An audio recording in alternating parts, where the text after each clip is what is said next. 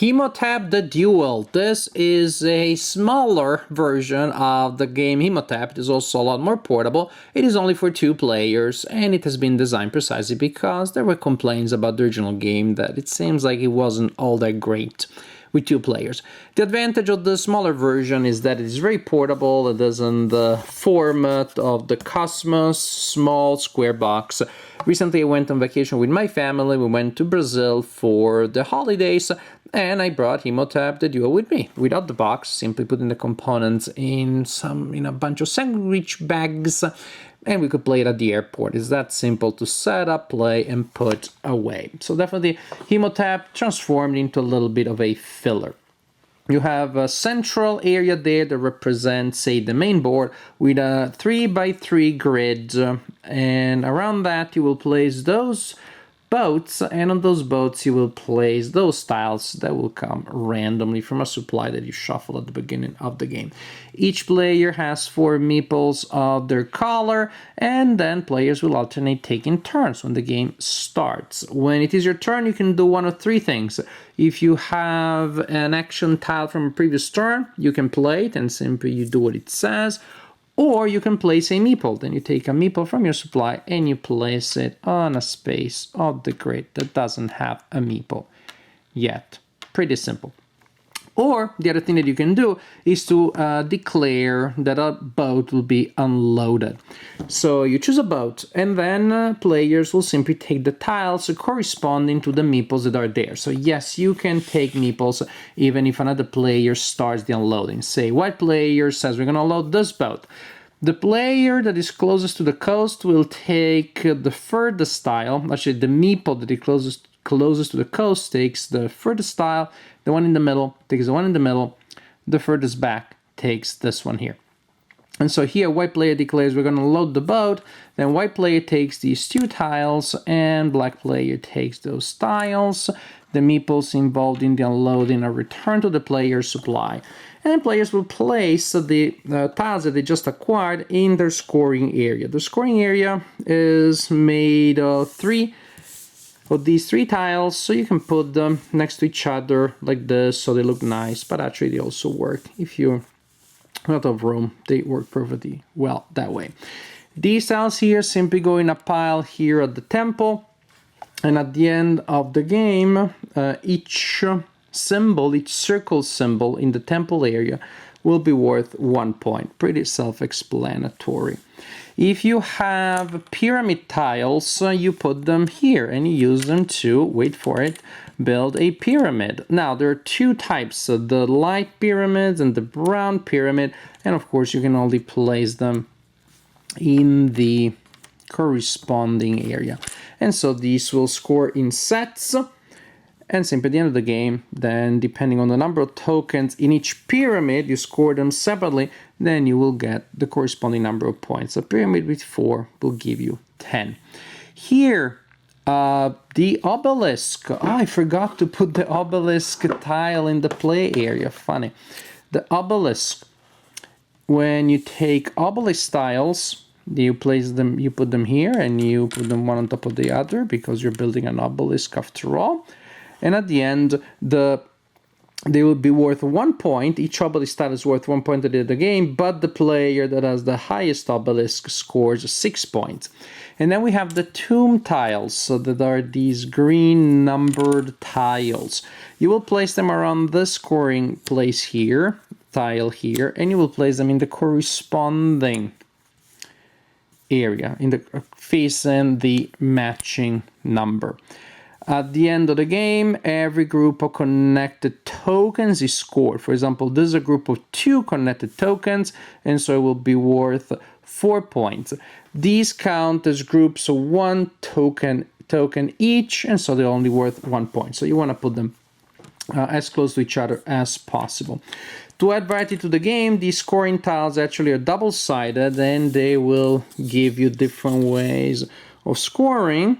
As you can see, you can just read these different things. So we don't need to get into the details, but you get a sense of that will give you different ways of scoring and different challenges.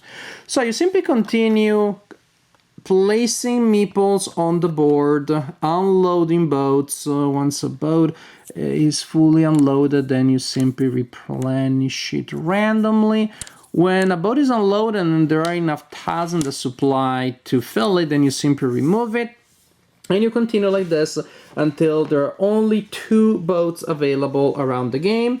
Actually, oops, only 1 boat available. And at that point, you score based on the things that I told you, that I showed you earlier. And the players with the highest score is the greatest Imhotep of them all. I don't even know that that makes any sense, but definitely is the winner of this game. So, Imhotep the Duel, it is different from the original Imhotep. It's not really just the old game 2 players. It has that grid that allows you to do different things, allows you to do some bluffing, some trying to figure out what your opponent is doing, some getting in the opponent's way. As I'm placing this game piece here because I don't want it to get that piece. But then there's an interesting interaction there because my opponent can then unload a boat, still taking away my meeple that I wanted to use to block that thing, then it is now taken away from it. Now that of course is my turn again, so if I really set my mind to it, I can go back there. But still, there are interesting interactions there in the timing, in the positioning of the meeples, in how you can still get in other people's way by taking away the resources that they want.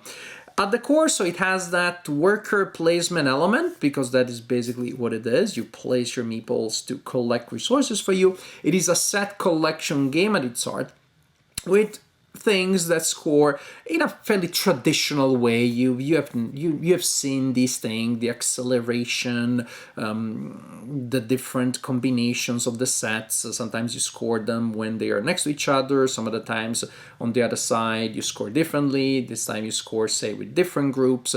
So there's a certain modern classic feel to it. It's almost a quintessential Euro game. All the things that you know from Eurogaming, place your workers and collect resources and score them in sets, are all here.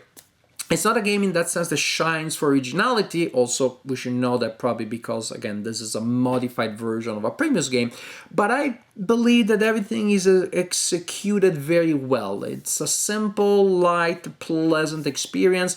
It plays fast, so if one game turns out that you messed up all the scoring, then you can try again. And I think that's important because it is a game that once you're committed to a certain thing, is pretty hard to switch strategies halfway through in a way that still gives you any chance of victory. So maybe that's a little bit of a negative. It's not fully flexible there, which also means that once you commit to a strategy, it is pretty obvious to the opponent what you're trying to do. That's particularly obvious because you only have one opponent and they only have one opponent. So it's pretty much clear to see what people are gonna do. With more players, you can have more of a free-floating situation.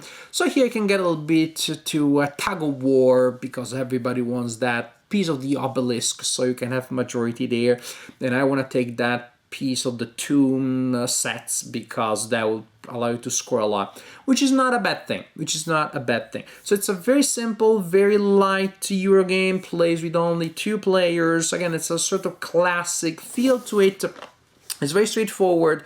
It is family friendly. I would say it is spouse friendly in the sense that many of us in the hobby community have spouses that are not really into games. They don't play anything more complicated than Catan. At least that's in my family. And this is definitely a game that my spouse could enjoy. My daughters have played it with me. Actually, we took the components with us, not the box, just a component in bags, and it made for a travel bag as we were traveling to Brazil for the vacations. We played it at the airport because it sets up so quickly and you can put it away quickly. So it's a simple, light, portable game, more of a filler than anything else. It doesn't even really scratch the Imhotep itch. Like if you play the original game, you won't feel like, wow, this is kind of the same.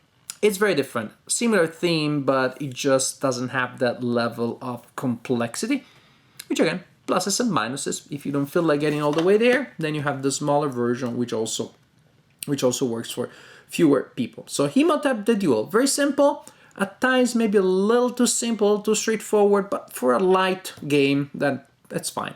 It's fine.